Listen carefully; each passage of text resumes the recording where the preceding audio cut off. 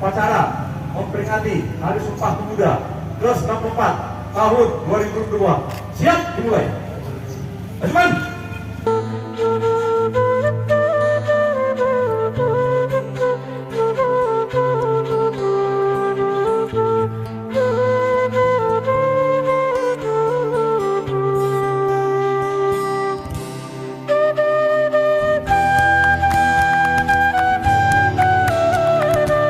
Pancasila. Pancasila. Satu. Satu. Ketuhanan yang Maha Esa. Ketuhanan yang Maha Esa.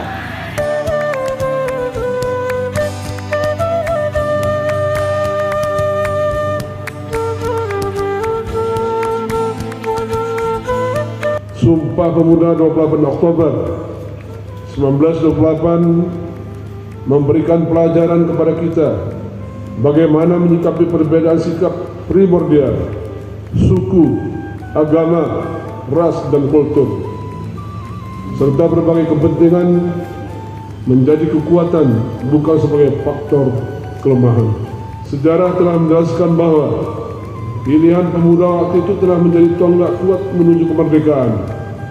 Peran pemuda dalam mempelopori membangun visi kebangsaan dengan Sumpah Pemuda 1928 yang diikuti dengan rangkaian pergerakan-pergerakannya telah mengantarkan kepada proklamasi kemerdekaan Indonesia. Peran pemuda telah tercatat dengan tinta emas sepanjang masa.